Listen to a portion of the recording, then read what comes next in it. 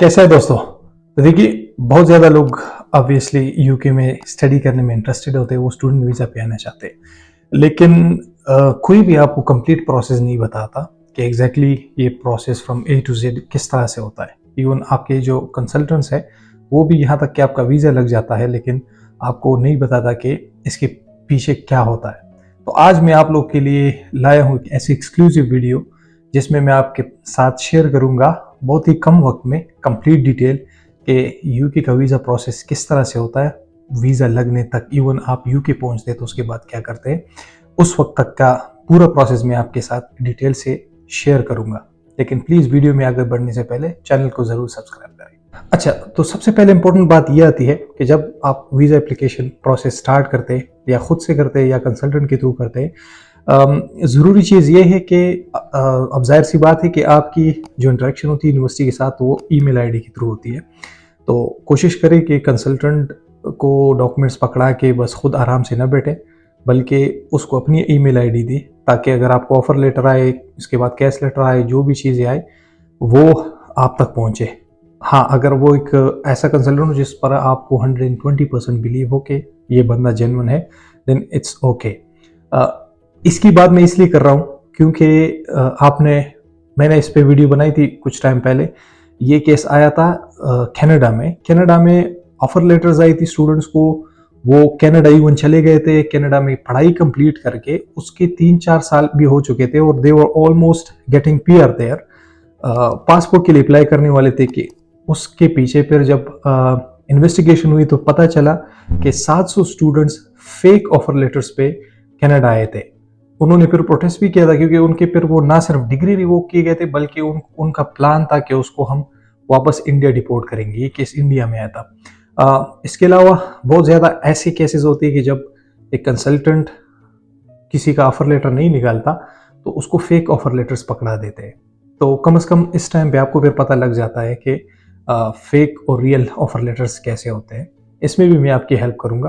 तो ऑब्वियसली अब मैंने भी वीज़ा एप्लीकेशन लेना स्टार्ट की है। अगर आप मेरे थ्रू प्रोसेस करेंगे तो ये सारी चीज़ें आपके साथ ना सिर्फ ट्रांसपेरेंट होगी, बल्कि एक्सक्लूसिवली आप जो है मेरे साथ इन कांटेक्ट रहेंगे।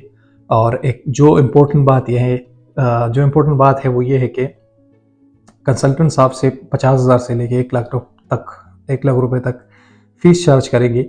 लेकिन आप लोग के लिए एक ऑफर है कि पहले 10 जो कैंडिडेट्स होंगे, जो क्लाइंट्स होंगे मेरे, जो मेरे थ्रू करेंगे, अब इसलिए ये प्रोसेस सारा ट्रांसपेरेंट होगा, 1-to-1 कांटेक्ट होगा हम लोगों का आपके साथ, मेरी टीम का और मेरा आपके साथ होगा।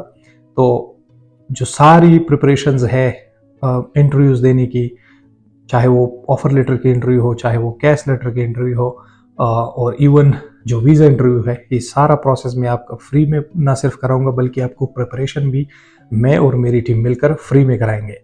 और जो सबसे इम्पोर्टेंट बात यह है कि 35+ यूनिवर्सिटीज़ जो है वो हमारे साथ, जहाँ जिन लोग के साथ मैंने पार्टनरशिप की है, उनके पैनल पे डायरेक्ट है, यानी कोई थर्ड पार्टी इन्वॉल्व नहीं है। आपके कंसल्टेंट, जिस कंसल्टेंट के थ्रू आप करते हैं, उसमें अक्सर डायरेक्ट थर्ड पार्टी इन्वॉल्व होती है। और पर्सनली चूंकि मैं यहाँ रहता हूँ तो मैं यूनिवर्सिटी के साथ डायरेक्ट एक फ़ोन कॉल करके भी मैं आपका पूरा डिटेल और सारी चीज़ें पूछ सकता हूँ कि भाई इसका ऑफर लेटर क्यों डिले हो रहा है, इसका कैश लेटर क्यों डिले हो रहा है। क्योंकि मैं इधर ही हूँ और अभी इसलिए मेरे पास इतनी बड़ी टीम और इतने हज़ारों एप्लीकेंट्स आ भी नहीं रहे होंगे, मैक्सिमम करके 50-60 एप्लीकेंट्स शायद आ जाए, तो उसमें आप भी होंगे और आपका केस जो है वो एक्सक्लूसिवली मैं खुद डील करूंगा। तो जाहिर सी बात है, जब आप अप्लाई करते हैं डॉक्यूमेंट्स कौन कौन से चाहिए होते हैं। अगर आप बैचलर्स के लिए अप्लाई करते हैं तो आपके जो मैट्रिक और एफएससी के डीएमसी है और डिग्री या सर्टिफिकेट्स है, वो रिक्वायर्ड होंगी। इसके साथ साथ 2 LOR चाहिए होती है, लेटर ऑफ रिकमेंडेशंस। अगर आप मास्टर्स के लिए अप्लाई करते हैं तो बैचलर्स की डिग्री भी साथ चाहिए होगी। और जो इम्पोर्टेंट चीज़ है वो है 2 LORs या लेटर ऑफ रिकमेंडेशंस। अगर तो आपने सिर्फ एकेडमिक्स पढ़ी है, आपने कोई जॉब नहीं की, तो दोनों जो ऑफर लेटर्स, दोनों जो LORs है, लेटर ऑफ रिकमेंडेशंस, वो आप अपने टीचर से बनाएंगे कॉलेज या यूनिवर्सिटी में। कोशिश करें कि अगर कोई डॉक्टर हो, यानी PhD टीचर प्रोफेसर हो, उनसे करवाएं तो वो ज़्यादा बेटर है। और अगर आप जॉब करते हैं तो कोशिश करें कि आप एक लेटर यूनिवर्सिटी से लें और दूसरा अपने एम्प्लॉयर से ले लें। और दोनों जो ऑफर लेटर्स, मैं बार बार ऑफर लेटर्स कर रहा हूँ, सॉरी, दोनों जो LORs है, लेटर ऑफ रिकमेंडेशन है, वो होनी चाहिए यूनिवर्सिटी या जो एम्प्लॉयर है, जो कंपनी है, उसके लेटर हेड पे होनी चाहिए, स्टैम्प्ड होनी चाहिए। अब ये चीजें जो है वो आप प्रॉपरली स्कैन करें। प्लीज कुछ पैसे बचाने के चक्कर में आप फोन से स्कैन ना करें, कोशिश करें कि जो स्कैनर है प्रॉपर कंप्यूटर से उससे स्कैन करें, और उसका जो साइज है वो कम से कम रखें, ताकि फिर अब ऐसे यूनिवर्सिटी के पोर्टल पे जब आप अपलोड करते हैं तो उसको अपलोड करने में आसानी हो। इंग्लिश टेस्ट जो भी आपने किया हो वो भी कर सकते हो, उसके बगैर भी अप्लाई कर सकते हैं, सिर्फ MOI के बेस पे। वो ये है फिर कि आपको जो ऑफर लेटर आएगा, कंडीशनल ऑफर लेटर, उसमें फिर ये मेंशन होगा कि आपको अनकंडीशनल ऑफर लेटर लेने के लिए इंग्लिश टेस्ट में अपेयर होना है, चाहे वो IELTS हो, ऑक्सफोर्ड हो या लैंग्वेज सर्ट हो। बाय द वे बहुत सारी यूनिवर्सिटीज ऐसी भी हमारे पास कि जो विदाउट IELTS आपको लैंग्वेज सर्ट या ऑक्सफोर्ड टेस्ट के बेस पे भी एडमिशन दे देती है। अच्छा, जब ये सारी चीज़ें कंप्लीट हो जाए, हम यूनिवर्सिटी में आपका एप्लीकेशन फाइल करते हैं या आप खुद एप्लीकेशन फाइल करते हैं, तो उसके बाद यूनिवर्सिटी आपको ऑफर लेटर देती है, लेकिन उसको कहते हैं कंडीशनल ऑफर लेटर, यानी उसमें कुछ कंडीशन लगी होती है जो आपने फुलफिल करनी है। नॉर्मली एक ही कंडीशन होती है और वो होती है इनिशियल डिपॉजिट की, यानी आपने जो है certain amount of fee as a initial deposit university को पे करना होती है। अब इनिशियल डिपॉजिट जितना ज्यादा होगा उतना ही आपका केस भी स्ट्रांग होगा, और इसके साथ साथ जो आपका फिर बैंक स्टेटमेंट होता है वो भी कम होता है, क्योंकि बैंक स्टेटमेंट जो कैलकुलेट होता है वो कैसे कैलकुलेट होता है कि आपकी जो आफ्टर स्कॉलरशिप और जो फीस है जो आपने पे की है, उसके बाद जो रिमेनिंग फीस है वो उसको ऐड करके 9 मंथ के जो यहाँ के आपके एक्सपेंसेस होते हैं उसके साथ ऐड किया जाता है, जो कि लंदन से बाहर अराउंड 1000 समथिंग है, और जो लंदन है उधर 1300 समथिंग है। तो उसको मल्टीप्लाई बाय 9 कर दे और उसके साथ जो आपकी रिमेनिंग फीस है वो ऐड कर दे, तो आपका बैंक स्टेटमेंट बन जाता है। बैंक स्टेटमेंट पे मेरी एक बहुत ही डिटेल्ड और बेहतरीन कमाल की वीडियो जो मैं गारंटी कराता हूँ कि उस जैसी वीडियो आप नहीं देखेंगे, मैंने 1 साल से भी ज़्यादा पहले अपनी यूट्यूब चैनल पे बनाई है, वो आप यूट्यूब चैनल पे जाके देख सकते हैं मेरे। तो जब आप कंडीशन कंप्लीट कर लेते हैं अगर, तो ये इनिशियल डिपॉजिट आपने पे किया, और अगर आपको इंग्लिश टेस्ट चाहिए था वो भी आपने कर लिया, या उसकी ज़रूरत नहीं थी क्योंकि आपने ऑलरेडी किया हुआ था, तो कंडीशनल ऑफर लेटर के बाद आपका जो है वो इसके साथ साथ कैश शील्ड जो है वो बन जाता है यूनिवर्सिटी के पोर्टल पे, और वहाँ पे आप फिर अपनी सारी डॉक्यूमेंट्स अपलोड कर देते हैं, इंक्लूडिंग TB टेस्ट। यहाँ पे फिर आपका TB टेस्ट आ जाता है, और TB टेस्ट ऑब्वियसली जो UK गवर्नमेंट से अप्रूव होते हैं उन्हीं TB टेस्ट सेंटर्स में आपने TB टेस्ट देना होता है। इसी के साथ आपका अनकंडीशनल ऑफर लेटर भी आता है जिसमें कोई कंडीशन नहीं होती, और फिर हम जो है वो कैश के लिए अप्लाई कर देते हैं। कैश शील्ड यहाँ पे जनरेट होता है, लेकिन कैश जैसे ही आपका ऑफर लेटर आता है कोशिश करें कि उससे पहले आप अपने फंड्स रेडी रखें, बैंक स्टेटमेंट, क्योंकि कैश लेटर के लिए भी आपके जो फंड्स है वो 28 डेज के लिए मेच्योर होने चाहिए, नहीं 28 दिन पुराने होनी चाहिए। और कोशिश करें कि जो आपका बैंक स्टेटमेंट है उसमें आप उसको फिक्स रखिए, आपने एंट्रीज नहीं करानी। कुछ लोग होते हैं वो कैश निकलवाते हैं और डलवाते हैं, जो कि गलत बात है। UK में जब आप अप्लाई करते हैं इन चीज़ों की जरूरत नहीं होती, जो भी फिक्स्ड अमाउंट है रिक्वायर्ड है उससे कम नहीं होना चाहिए किसी भी सूरत पे, और वो 28 दिन के लिए आप कहीं पे भी आप कोशिश करें कि उसको बीच में से कभी कुछ पैसे ना निकालें। आप अपना भी बैंक स्टेटमेंट बना सकते हैं, अगर आप पेरेंट्स का बनाते हैं तो वो भी आप रख सकते हैं, उसमें आपका कंसेंट लेटर चाहिए होगा पेरेंट्स का। जो अंकल होते या भाई होते उनके बैंक स्टेटमेंट यहाँ पे नहीं चलते।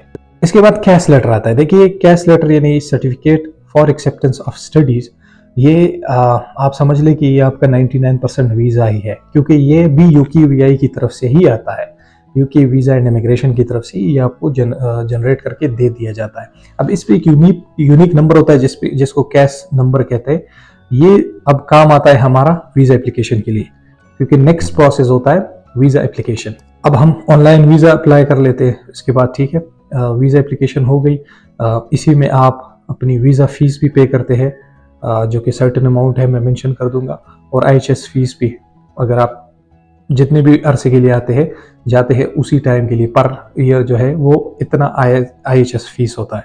वीज़ा एप्लीकेशन अगर आप खुद कर रहे हैं तो कंप्लीट प्रोसेस आप खुद से करें, इवन अगर आप कंसल्टेंट के थ्रू भी कर रहे हैं तो अक्सर वो भी मिस्टेक कर जाते हैं, वही फिर मेन रीज़न होती है आपकी वीज़ा रिजेक्शन की। तो उसको आपने बहुत ही बारीकबीनी से वो फिल करनी होती है, और कोशिश करें कि अगर आपका किसी भी कंट्री से रिफ्यूज़ल आया है तो वो ज़रूर मेंशन करें। ये बहुत बड़ी बेवकूफ़ी होती है कि आप लोग रिफ्यूज़ल मेंशन नहीं करते, क्योंकि वो जब आपका सिस्टम में देख लेते हैं तो उनको सारी चीज़ें पता लग जाती है कि आपका किस मुल्क से वीज़ा रिफ्यूज़ हुआ है। और वीज़ा रिफ्यूज़ल अगर आप इधर मेंशन करेंगे तो इससे आपके वीज़ा एप्लीकेशन पे कोई फ़र्क नहीं पड़ता, ये बात याद रखें। उस पे रीज़न लिखा होगा कि सपोज़ आपका यूएस या कनाडा का वीज़ा रिजेक्ट हुआ है, आप सिंपली रिफ्यूज़ल रीज़न में लिख दे के case officer was not interested, that's very simple. अब वीज़ा एप्लीकेशन के बाद बायोमेट्रिक की बारी आती है, तो आप बायोमेट्रिक करने जाते हैं जहाँ पे आपके फिंगरप्रिंट्स हो जाते हैं और आप पासपोर्ट अपना वहाँ पे दे देते हैं और जो बाकी डॉक्यूमेंट्स है वो भी आपके उधर ही स्कैन हो जाते हैं। नॉर्मली तो जो स्टैंडर्ड वीज़ा होता है वो 21 वर्किंग डेज में आता है, डिपेंडिंग के कितना बिजी है वो, कितने बिजी टाइम पे। अगर आप as soon as possible apply करेंगे तो आपका जो रश आवर होता है ना, जैसे अगस्त के एंड में या सितंबर के स्टार्ट में होता है, बहुत ज़्यादा एप्लीकेशंस होती है तो उसमें थोड़ा टाइम लग जाता है। अगर आप पहले से अभी से प्रिपरेशन कर ले और अभी से अप्लाई कर ले तो फिर ये होता है कि आपका वीज़ा 21 डेज के अंदर ही लग जाता है, वर्किंग डेज की मैं बात कर रहा हूँ। इसके अलावा अगर आप लेट हो गए या अगर आपको अर्जेंट वीज़ा चाहिए तो आप प्रायोरिटी वीज़ा सर्विस के लिए भी अप्लाई कर सकते हैं। इसकी फीस जो नॉर्मल वीज़ा है इसकी एडिशन में इतनी है, पहले कम थी अब वो डबल कर दी गई है, वो फिर 5 वर्किंग डेज में आ जाता है। इसके बाद आपका वीज़ा जब आ जाता है तो एक बात याद रखें कि वीज़ा पे अक्सर जो वो स्टिकर होता है उस पर आप देखते हैं कि वो वीज़ा जो है वो ड्यूरेशन 3 मंथ्स की होती है। तो मैं आपको बताता चलूँ कि यूके वीज़ा के लिए जब आप अप्लाई करते हैं, चाहे वो 1.5 साल का हो या 3 साल का हो, वो जो स्टिकर है वो उस पर 3 मंथ्स ही लिखा होता है। क्योंकि यहाँ पे जब आप आते हैं ना, एनरोलमेंट करते हैं, बायोमेट्रिक आपको मिल जाता है, BRP card, biometric residence permit card जिसे कहते हैं, वो जब आपको मिल जाता है तो वही असल में आपका इधर फिर एज अ वीज़ा यूज़ होता है, वो आप यहाँ पे फिर हर जगह पे इस्तेमाल करते हैं। तो यूनिवर्सिटी आपको टाइम पे पहुंचना होता है, क्योंकि कैश लेटर पे आपको लास्ट एनरोलमेंट डेट लिखी होती है, उससे पहले आपने पहुंचना होता है। अगर आप लेट हो गए तो 2-3 हफ्ते तक चल जाता है, वो आपको टाइम दे देते हैं, लेकिन आपने कोशिश करनी है कि टाइम पे पहुंचना है। एनरोलमेंट करनी यूनिवर्सिटी में, तभी जो है वो आप नेक्स्ट अगला क्लासेस ले सकते हो और जो बाकी स्टडीज़ है यहाँ पे कंटिन्यू कर सकते हो और लीगल हो सकते हैं। इसी के साथ आपको आपने बीआरपी एड्रेस दिया होता है, या तो वो आपने अपनी यूनिवर्सिटी का दिया होता है, यूनिवर्सिटी के जो स्टूडेंट ऑफिस है उससे कलेक्ट कर सकते हैं, या आपने नियर पोस्ट ऑफिस का एड्रेस दिया होता है वहाँ पे आ जाता है, आपको ईमेल आ चुका होता है ऑलरेडी, तो आप वहाँ से भी कलेक्ट कर सकते हैं। ये 10 दिन के अंदर कलेक्ट करनी होती है। उसके बाद अगर आप लेट जाएंगे तो ये वापस चला जाता है, जिसके लिए आपको फिर दोबारा से यूक्यूआई से कॉन्टेक्ट करना होगा और वो दोबारा डिलीवरी अरेंज करेंगे और फिर आपको सेंड करेंगे। तो ये था यूके वीज़ा का कंप्लीट प्रोसेस। आई होप आपको पसंद आया होगा। अगर आप मेरे थ्रू करना चाहते हैं तो आप मुझे इंस्टाग्राम पे मैसेज करें, मैं अपनी टीम के साथ आपको कांटेक्ट करूंगा। आप हमारा एक ग्रुप चैट बनेगा और उसमें हम सारी चीज़ें वो जो है वो कम्प्लीटली डिस्कस करेंगे। आपने कौन सा कोर्स में जाना है, कौन सी यूनिवर्सिटी आपके लिए सूटेबल रहेगी, इसकी मैं फ्री काउंसलिंग आपको दूंगा। तो अपना बहुत सारा ख्याल रखिएगा, चैनल को ज़रूर सब्सक्राइब करें और जो भी क्वेश्चन हो आप कमेंट भी कर सकते हैं। इंस्टाग्राम पे मुझे मैसेज ज़रूर कीजिएगा if you are interested to do the application through me. Allah हाफिज़।